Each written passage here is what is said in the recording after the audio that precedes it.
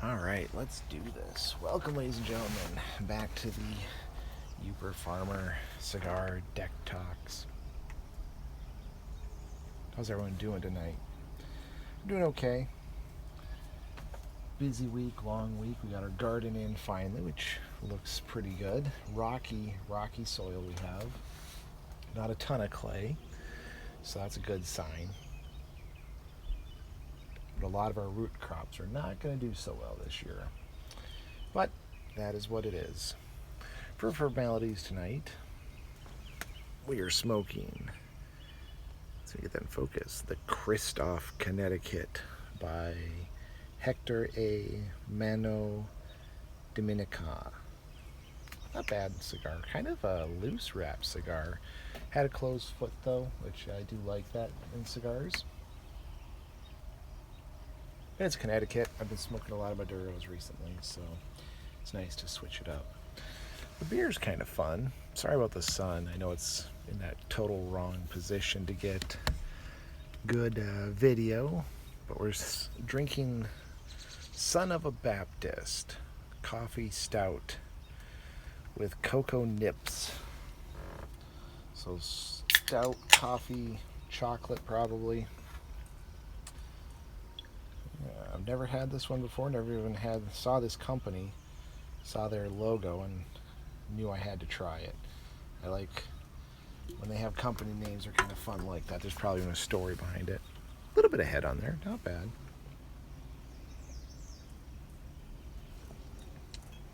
Ooh, that's got coffee in it, all right. Can't really find the chocolate yet. Maybe a little bit, little smooth chocolate flavor in there. So not bad. Not something one of my go-tos for stouts, but I'll definitely drink it. So tonight we're going to continue on, as the title suggests, with the EMS war stories. So we're covering all the ones people always ask about, or the major feelings. We did accomplishments, we did the worst. Now we're going to go on to the funniest. Now, before I go too far into these, I'm going to have a whole rant here pretty soon about dark humor. It's very important for us in EMS, but it's something a lot of people can't appreciate and don't get. There's a saying actually that says dark humor is like food, not everyone gets it, which beautifully sums up dark humor.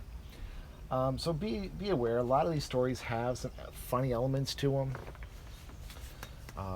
Even the one, my greatest accomplishment of delivering a baby had a really funny element to it. But if you look at it from one perspective or another, that humor becomes distasteful. These people are calling us in their greatest time of need, and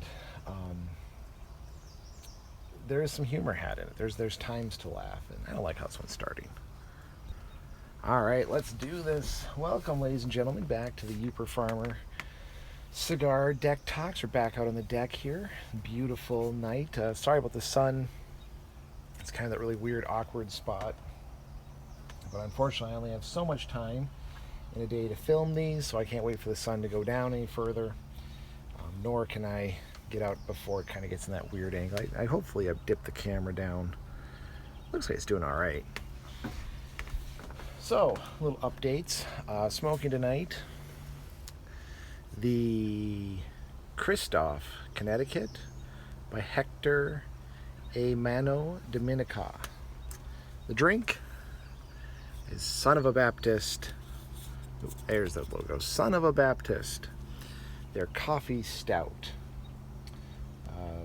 Made with rotating artisan coffee. So different artisan coffee and cocoa nips.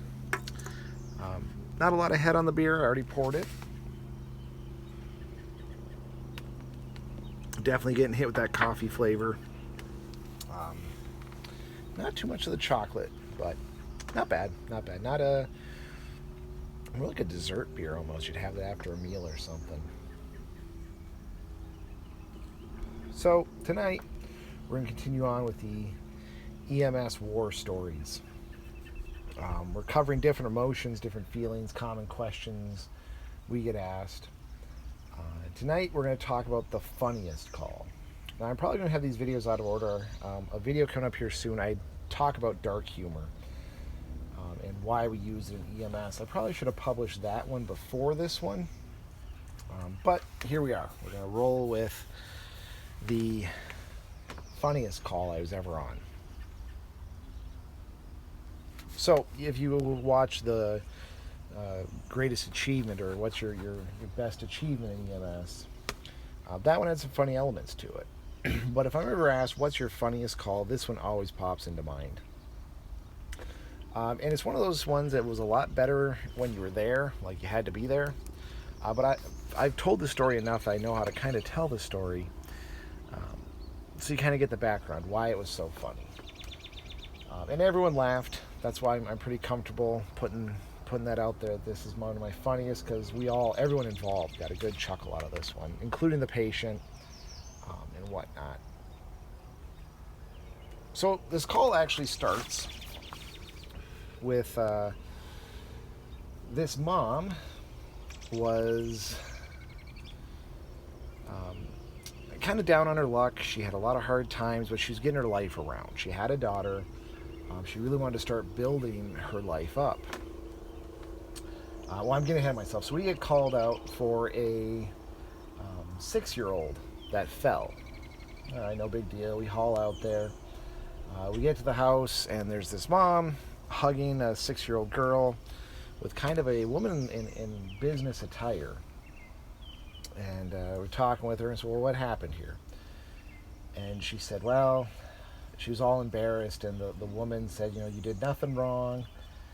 I was here the whole time. Go ahead and tell him exactly what happened. And so she said what had happened was, this is where she kind of gave us her down in the luck story. She made a lot of bad choices in her life, but she was turning herself around. This business suit lady was a parenting coach that a local group was paying to go around and help parents kind of get back on track.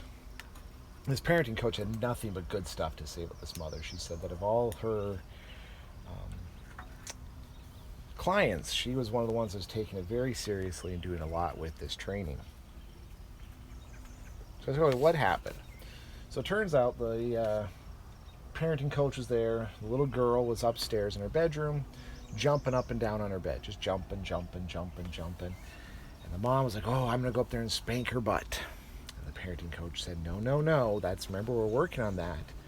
She said, well, remember what you're supposed to do. We learned about this today. So she walks up to the bottom of the stairs and tells her daughter, she said, honey, mommy loves you above all things. You're a wonderful, perfect, awesome child.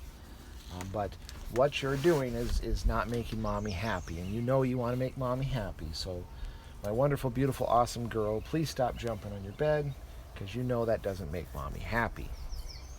And boom, the jumping on the bed stops. The girl's quiet, and the mom can't believe this. She's like, this is awesome. This is the best thing ever. I will be a much better parent. And she's talking to the parenting coach when her doorbell rings, and she's just super excited. She's learned this trick. She's mastered it. She's going to be this better mother for her mom, or for her daughter. And she's like, I am such a good, this will make me a great mother. She opens up the door. Lo and behold, it's the little girl. While she was jumping, she jumped towards her open window and jumped out it. There was a screen on there, but that didn't offer much resistance. She jumped out the window. So the mom is now saying how she's the worst mother ever. She's never going to get this right. They're going to take her kids away. And the parenting coach was calming her down. We were calming her down too. This stuff happens. I said, I've actually caught my children almost jumping onto their windows in similar fashions. We actually moved their beds away from the window. The daughter was fine. The girl was completely fine. No broken bones. No even like twisted, no strained or twisted joints or anything like that.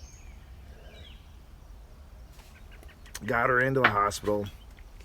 They were discharged shortly thereafter. Not a big deal. So fast forward about 4 years, and we get called to a patient with a dislocated knee. Okay. happens. Um, we go hauling off and get there, and there's this. It turns out to be husband and wife. They are sitting. There's a mattress in the middle of the floor, which kind of sometimes sets off some red flags. But if you're painting a bedroom or something, what's the big deal? His mattress is in their living room. The woman is sitting. Her knee is exposed, and it is severely dislocated. It's a good dislocation. But she's all wrapped up in her blanket, in this blanket. And kind of weird, the blanket and sheet, she's all wrapped up. And, I tell her I have to do an assessment and check it out. And she says, well, can you just set it? I think you just got to bend it back into place. And truth be told, I actually know how to do that.